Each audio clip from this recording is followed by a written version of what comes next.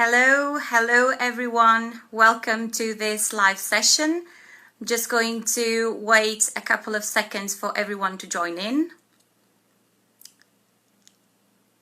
So once again, welcome everybody. Welcome to this session, to this live session of School of Port. The subject today is new trends in port.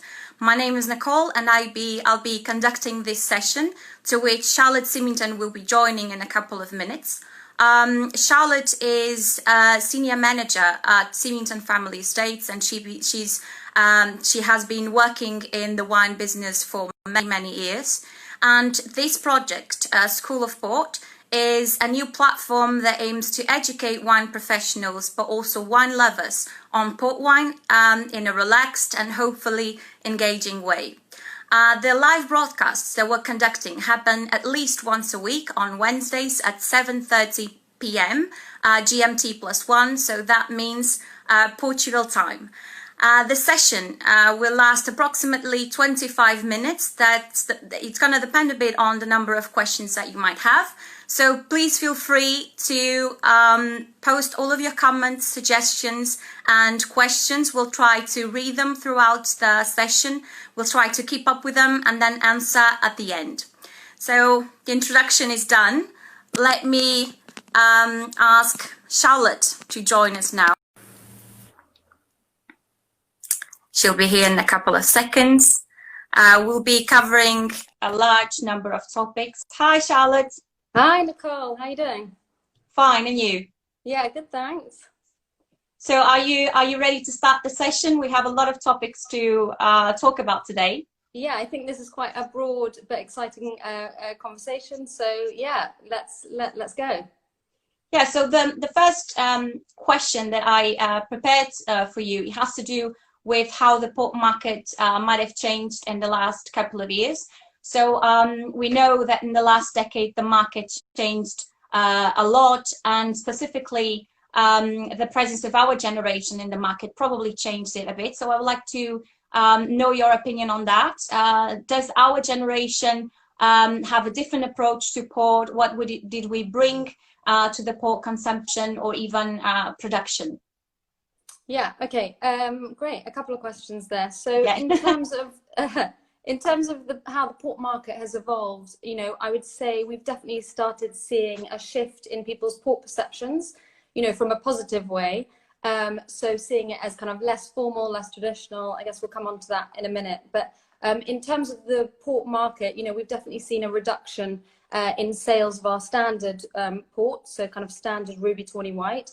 But on a positive side, an increase in sales at the premium end. So Ruby Reserve, so 6 grapes, Special Reserve, LBV, the aged Tawnies, and vintage port. So, you know, I think that kind of takes us, well, I think it answers the question, which is the trend of drinking less but better.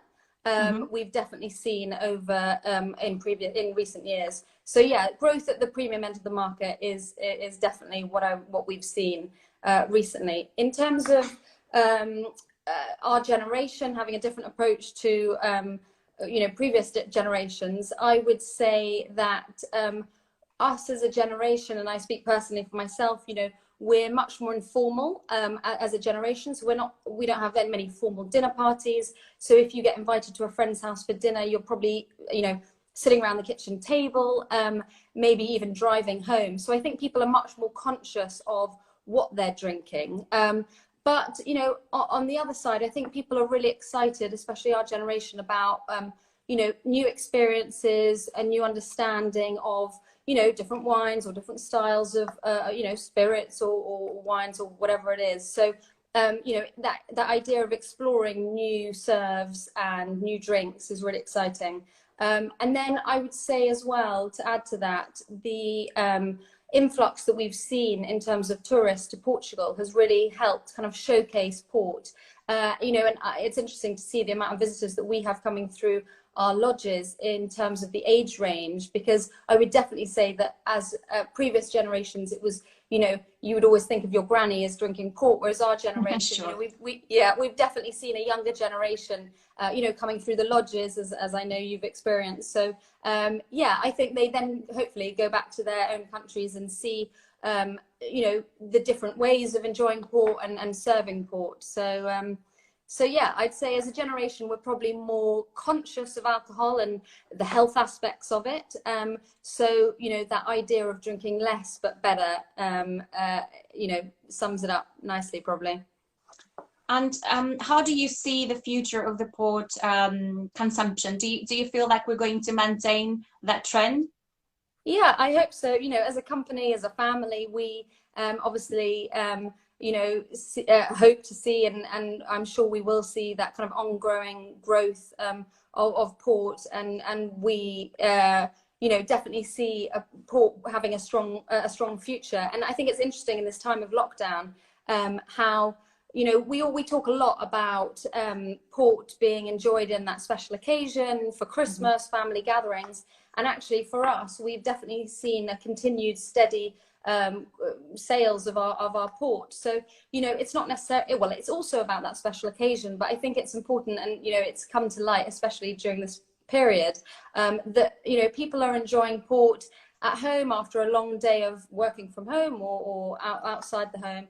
And, you know, it's not necessarily a big special moment. It's, you know, your feet up watching Netflix or reading a good book that is how I see, and we've seen that a lot of people are enjoying port. So yeah, in terms of the future, I see definitely a strong growth in it. And as I said before, you know, the idea of the idea of tourism in Portugal, you know, we see 80,000 visitors through our visitor centres each year.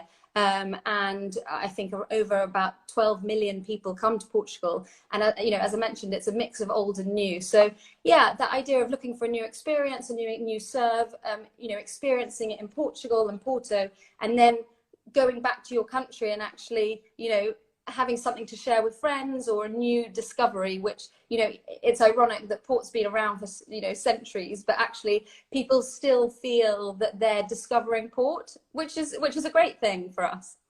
Sure. So I think that your answer kind of links with the next question that I was going to ask, which has to do with the fact that we have more and more uses for port. I mean, we now have white port, which has become very, very trendy. We have cocktails made with port. We have tonics being served chilled. There's a new gather of ideas of new uses for port that haven't exactly been around for that long. So how do you see these new uses for port? Yeah, I mean, for me, you know, it just shows the versatility of port and how approachable it can be.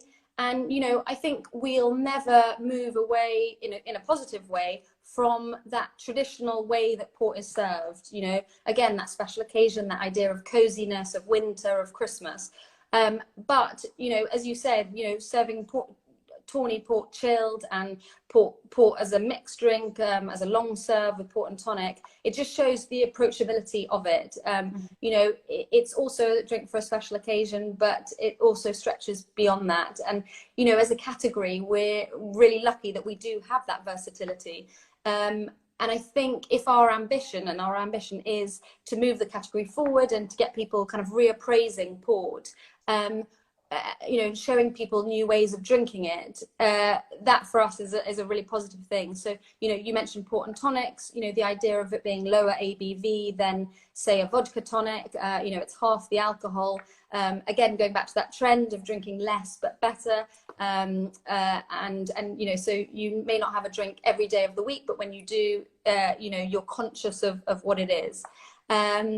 Yeah, and you know, when it comes to cocktails, again, it just shows the versatility of the drink. It's interesting when we talk to sommeliers and mixologists and things, they often say they love using port in cocktails because of the idea, A, of the low ABV, but more importantly of the flavor profile that it brings, unlike, you know, other drinks or spirits that they use. So yeah, I think it's exciting to think of port in that way. You know, we have a lot of respect for the past, and of course we, you know, won't forget that, and it's going to be a big part of our lives. But again, that showing that approachability and introducing a younger generation of port drinkers is really exciting. I always think what my grandfather would think, or my great grandfather would think of, you know, mixologists in London and Hong Kong and Shanghai or whatever, using port as a mixed drink. I'm not sure what he'd have to say, but you know, we're moving with the times, and the important thing, you know, as a family business and moving it into the 21st century. So yeah, I'd say it's exciting. That's probably quite a long answer. Sorry. No, it's perfect. And what about pairings? Someone just sent us a comment about port and pairings. At least traditionally, when we think about port as a dessert kind of wine, something that you would have after the meal. But the fact is that more and more port is paired with something that it's not necessarily sweet. We have like a trend, I would say, of pairings with savory things, actually. And in terms of when you want to drink port, when it's the right time to drink port, there's also this versatility that you were talking about. It doesn't have necessarily to be after the meal, right? So there's a new trend on that perspective as well. Yeah, I mean, I completely agree. And actually, it's really interesting because over on the Graham's Instagram account, as part of our 200th anniversary, we've been doing live interviews with sommeliers from around the world. And whenever we raise this topic of food pairing with them, I actually thought that they would go straight to the desserts and the cheeses, as you say, but actually they don't. They talk straight away about savory and you know, so it's really interesting, and it's a lovely and really exciting and very broad topic. But I think, again, going back to this idea of port being really versatile, yeah, you know, Ivan's there talking about port, vintage port with red meat. Last week, I actually opened a bottle of vintage port from 2003 for my live with my sommelier interview conversation last week, and we were eating spaghetti bolognese as dinner, and my husband and I actually decided that we would just drink the rest of the bottle with the bolognese, and you know, it worked really well. And I think as a family and as a company and even as a category, we talk a lot about you know, food pairing with desserts. And you know, for me, actually, a 20-year-old tawny and a creme brulee is to die for, and probably nothing beats that. But at the same time, it is really exciting to think of people out there, whether it's sommeliers talking to the end consumer and their guests in their restaurants, about port being brought further into the meal and not just as a kind of afterthought, you know. And if I'm in a restaurant, you know, to be honest, you know, sometimes if you've had your dessert and then you're offered cheese and port, you sort of think, oh, I'm a bit full, you know, I'm done with my meal. Whereas actually, if you offered it with your dessert or even with your starter, like cured meats, which I can see lots of people are saying, or pate, that type of thing, you know, it's delicious. So, you know, a 20-year-old tawny, as I said, with creme brulee is perfect. But equally, you know, a chicken liver pate and things like that as a starter with a chilled tawny is also delicious. Right. And talking about it, are you drinking anything, Charlotte? I am actually. I've got a bottle of Graham's late bottle vintage here. Are you serious? We have the same wine. Got the same. Yeah. Great minds. Cheers. Cheers. Cheers. Yeah. I can see João he's just saying pizza and slightly chilled LBV, delicious. And actually, I don't know about you, but I've taken this straight out the fridge. Me too.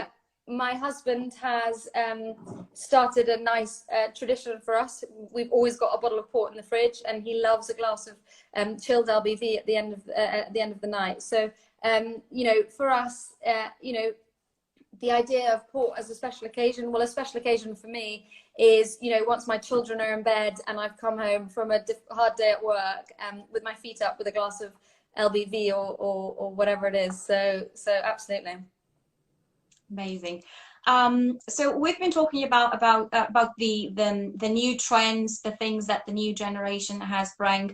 I would also like to ask you about the traditions. Do you still think there are strong traditions around the port consumption that still are here to stay for a very long time? I mean, I have in mind things like port for Christmas or port for somebody's birthday, or for instance, those traditions of grabbing port with your right hand and then passing it to the left, that kind of formality, do you think that still exists? Yes, I absolutely do. And I think there are some really lovely port traditions. But again, I think it's important that we remember, I think there's a moment for those traditions, whether it's a serving tradition or not. But I also, you know, I'm a big advocate for the fact that it shouldn't be a barrier. So if there are too many traditions, people freak out a bit and aren't really sure how to drink it. So decide, actually, I'll leave that bottle because the decanter can't touch the ground, the table, or, you know, and I'm not sure how to decant. So I think, yes, there are some lovely traditions. And just going back a step, I think things like laying down port for a newborn, whether it's to give to your child or your godchild, I think that's a really lovely tradition, which I think is definitely, well, I hope is here to stay, because I actually at our wedding, we drank vintage port that was laid down by my parents, and you know, we opened it on our wedding day, and you know, that's a really lovely thing, and I really hope that it never goes. It was a very special occasion. I hope people at our wedding appreciated it. But you know, it's that idea that I would definitely say I hope is here to stay. And you know, as you said, port and Christmas, I think they go hand in hand, particularly in the UK and in Portugal. You know, it's a big part of the meal and the evening, and so yeah, I would say those traditions are great. And then when it comes to serving, you know, passing to the left, guessing the vintage as well. In my family, we've got a big tradition of guessing the vintage. So my dad will go and decant it and keep the cork hidden, and we'll all sit around and guess it. And I think, again, those are lovely traditions involved around port. But again, you know, if we're talking of a younger generation and new trends, it's important to remember, or to not think of them as a barrier, you know. Yeah, it's interesting what you're saying, because I think that particularly to this project, School of Port, that's kind of the vision that we have. The fact that we have the objective of respecting tradition and getting people to know tradition and to understand port and how it's made, and all of the things that are actually behind the port tradition, but at the same time giving it a little bit of a modern touch, in a way that it doesn't have to be that complicated to understand about port, or to learn about port, or even to drink it. So I think that sums up perfectly the spirit of our project of School of Port. So that's very interesting. The next thing that I would like to ask you has to do also with the contribution of our generation, but not so much for the consumption, which is what we've been talking about, but more in terms of wine production. Do you think that our generation brought anything new to the port production? Do you think that we have new concerns when producing port? Do you think that we changed the port production somehow? Yes, you know, and actually, you know, when I was thinking about this topic and trends and things, I think I started thinking about the idea that my grandfather's generation and his grandfather, so my great-great-grandfather, you know, there weren't viticulture courses, there weren't enology courses or anything like that. So, you know, they learnt from their fathers, and as a family business, obviously that's a really important thing and an amazing aspect that we have in terms of handing down knowledge from generation to generation. But it's interesting that Charles, my uncle, our head winemaker at the moment, he was, I guess, the first generation to have gone through those enology courses, and, you know, I guess even being able to travel to other wine regions of the world to see what they're doing and pick up tips and learn from them. So I think that's a really interesting aspect. And so, you know, Charles has definitely learnt from his father, but also through these, you know, through the kind of world knowledge that we're now able to share using the internet and everything.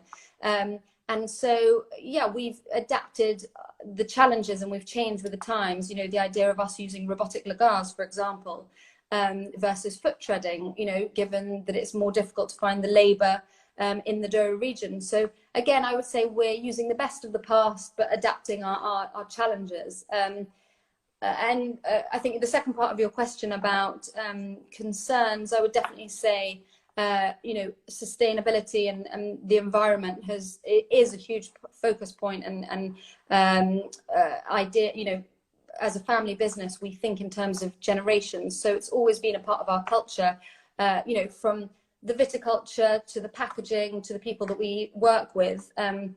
You know, we've got huge responsibility in Porto and in the Douro to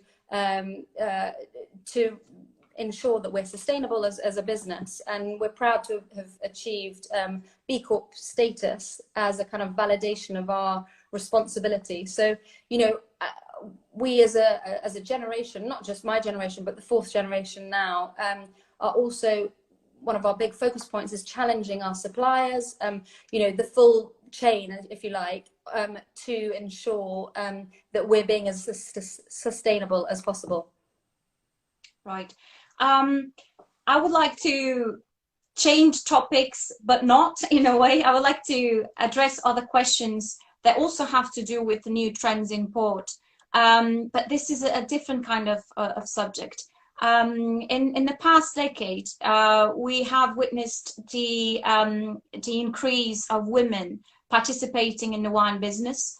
We can think of winemaking teams, viticulture, on the port trade, for instance, a lot of sommeliers, a lot of women actually educating themselves and getting into courses to learn about the winemaking part.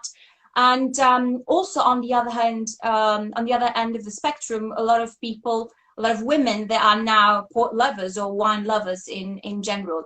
So I wanted to ask you if you think that this increase of women in the market has changed the market anyhow. Yeah, interesting question. I think as a whole, in terms of the wine trade, there are some extremely impressive and very inspirational, especially for me, women in the wine trade. So you just have to look at Drua and Sassicaia and wineries like that. You know, women are heading up those companies, those wine companies. So I think that's a great thing, and you know, for younger members of the wine trade like myself to look up to those members is really great. You know, from the other side, a lot of the UK wine writers, top UK wine writers are women. So you've got Jancis Robinson, you've got Victoria Moore, you know, and these are all very well known and well regarded, some of the best, and they're all women, which is great. And again, talking of the Graham's 200 lives that we've been doing over on the Graham's Instagram channel, I think we've been going for 7 working days that we've been live, and we've probably had three of them have been women sommeliers. So again, you know, it's so nice to see that kind of influx. It shouldn't necessarily be like that, but that's just you know, where we are. So yeah, I would definitely say that it hasn't necessarily changed the market. I guess it's just evolving, and nice to see women in senior positions. I guess one of the things that did change the market, and I would say that we probably led the way in this area, which is when we launched Artima Port. I guess it was probably the first time that we designed a port without it being so masculine. So it was in clear glass, which is the first time port had been put in a clear glass, lovely, elegant bottle. Again, you know, we weren't necessarily doing it for women as such, but I think we led the way in terms of being less male orientated as a category, and that's been really nice to see over the years. Yeah. So I'm just going to ask all of our viewers, if you have any questions that you'd like to ask us, or Charlotte particularly, please feel free to leave them on the comments, because we're almost approaching the end of our time here in the live session. So moving on to you, Charlotte, again. Yourself, you are a senior manager at Symington Family Estates. You are also the first women in the Symington family to be in a leading position at Symington Family Estates. So that means a lot, I would say. I wanted to ask you if that comes with more responsibility, and why now? Why do you think that you're the first? Why now? Well, firstly, it makes me feel really proud to be part of our family business. You know, I've always, you know, Porto and the Douros, you know, is my home, and has always remained very close to my heart, even when I've worked in other areas of of the world in London and other industries. But yeah, it makes me feel proud to be involved in our family business. And but yeah, it definitely comes with responsibility and pressure, I'd say. But it's exciting. There's a lot going on. It's a really exciting time for us as a company. You know, the last 2 years, not only, you know, I joined about 5 years ago now. I started working at Fells, our UK distribution company, and I moved home 2 years ago. But you know, we've been in this kind of transition phase where lots of various members of the fifth generation, 2 of my brothers included, have joined the business. So yeah, it's a really exciting time. Vicky, one of my cousins, also joined us, and so I'm not the only woman now. We're trying to hold up the women's side. But yeah, it makes me feel proud. It definitely comes with responsibility, and great to be part of the family business at such an exciting time. Right. I wanted to ask you if you feel, I mean, connected with this first question, if you feel that in society and in the wine business, in the wine world in general, if you feel there is equal opportunity for men and women, or if you think there are still a lot of men-orientated type of things. I'm not just talking about the production, but even in the little things, you know what I mean? In the little preconceptions that maybe still exist. What do you think about that? Yeah, wow. Well, I think that's a big question, and it probably warrants a whole nother another live just for that. Yeah, exactly. But yeah, I mean, as a society, not just in the wine trade, I think we've come a long way. I think we've got a long way to come.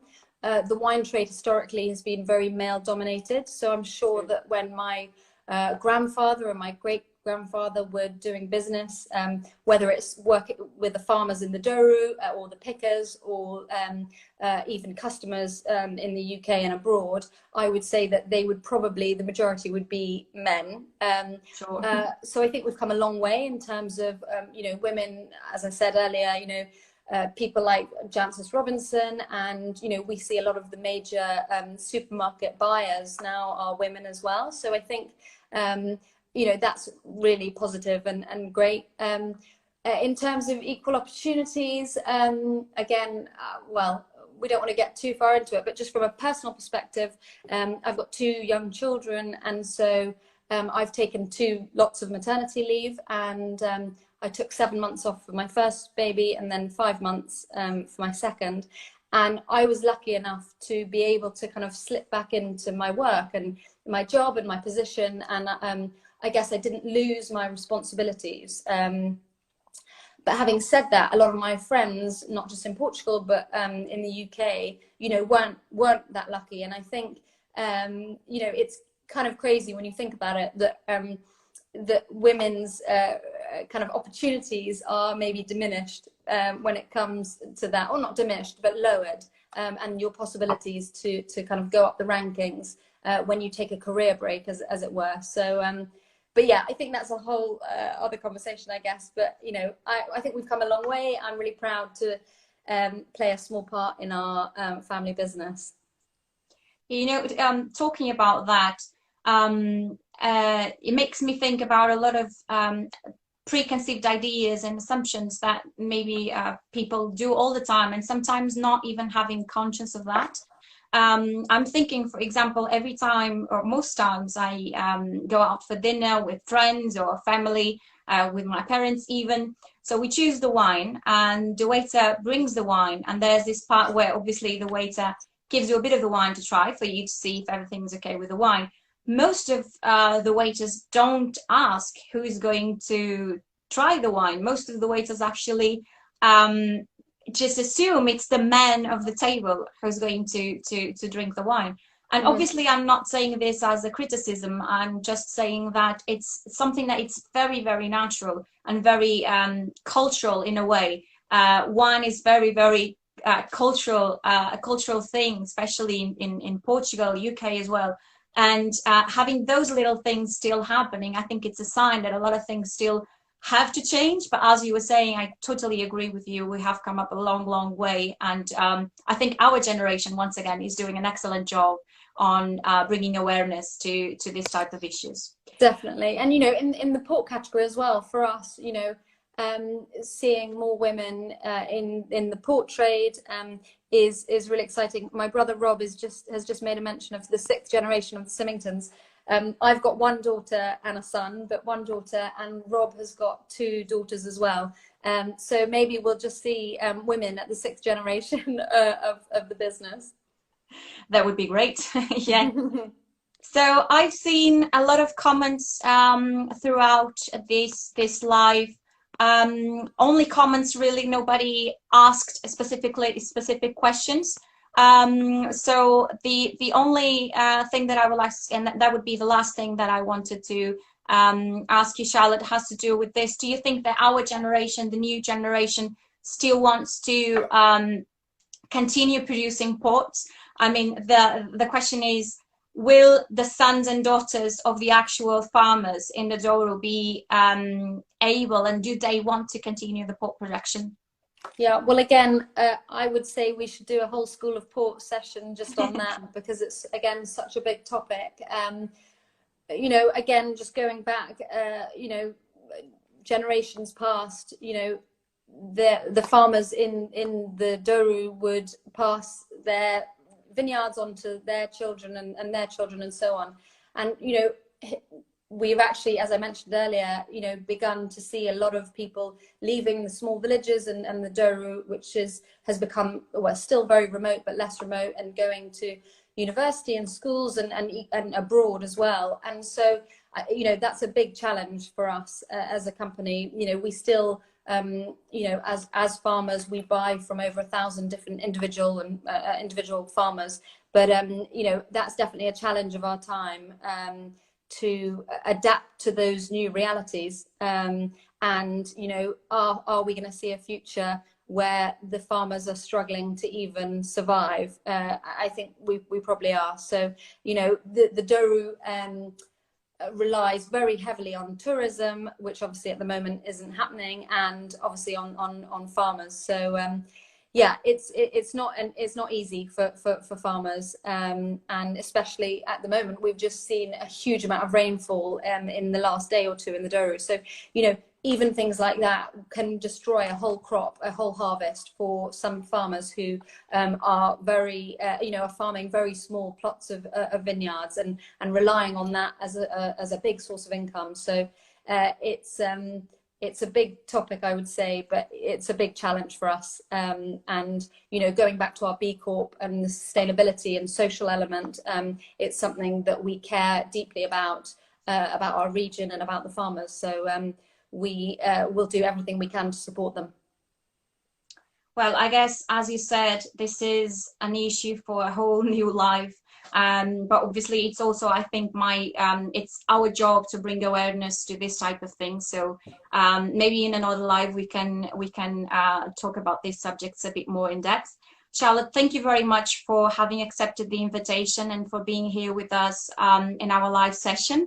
Thanks for having me.